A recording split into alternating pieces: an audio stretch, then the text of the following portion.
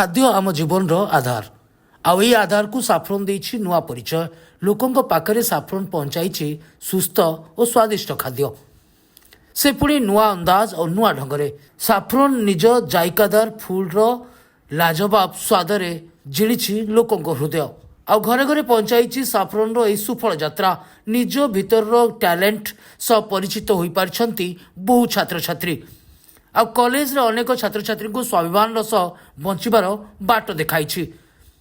तेबे साफ्रोन रो सफल यात्रा को सेलिब्रेशन करने साफ्रोन तरफ आरंभ होईछि food carnival 2023 Cuttack Barabati stadium Xavier school परिसर में खोली ए साफ्रोन फूड कार्निवाल को उद्घाटन कर कटक मेयर सुभाष सिंह सम्मान्य अतिथि भाव ओडिसी नृत्यगुरु श्रीमती मीरा दास और अन्य अतिथि भाव में कटक महानगर निगम स्वास्थ्य अधिकारी सत्यव्रत महापात्र प्रमुख जोगदे साफ्रोन फूड कार्निवाल 2023 शोभा को द्विगुणित करछंती। तो आशा साफ्रोन एभଳି गुड़ा कार्यक्रम करम कटक रे मैडम एते ट्रेनिंग दे पिला मानकु आम ये आइटम खोजुचु पिला माने हेले मार्केट से मार्केट गोटे भल क्वालिटी जिन चाहूँगी आमर पिठा दरकार अच्छी ओडिशार ओरिजिनल खाद्य जो पॉपुलर खाद्य पिठा है चकुली है नॉन भेज आइटम जहाँ भी आम पिला जिन बेकरी भी कर भेज रे बहुत आइटम कर देखिली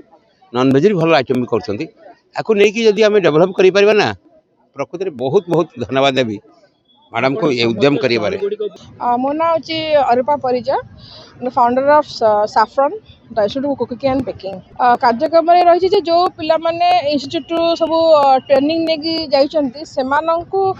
रोजगार क्षम करने ता छड़ा सेमानंकु प्रमोट करने ये कार्यक्रम करछि गत वर्ष भी एटा हेइथला किंतु जेहेतु बहुत डिमांड आसला गत वर्ष रिजल्ट होला या कि सेमाने कला परे तांको किछ लाइन मिली जाई को माने होम बेकर हे जाइछंती प्रबल आकार ऑर्डर खाइबा ऑर्डर आसी केक रो ऑर्डर आसी तो से ताकू आखे रखिकी द्वितीय वर्ष मु कली तो जो डेट रे आपको मान्यता मिलता साफ्रोन को मान्यता मिलता तो सही डेट रे प्रति वर्ष मु साफ्रोन इंस्टीट्यूट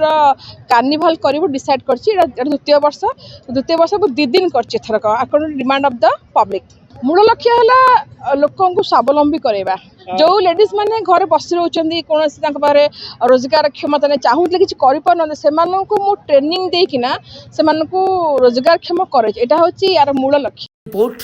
लिबलाई पुड़िया।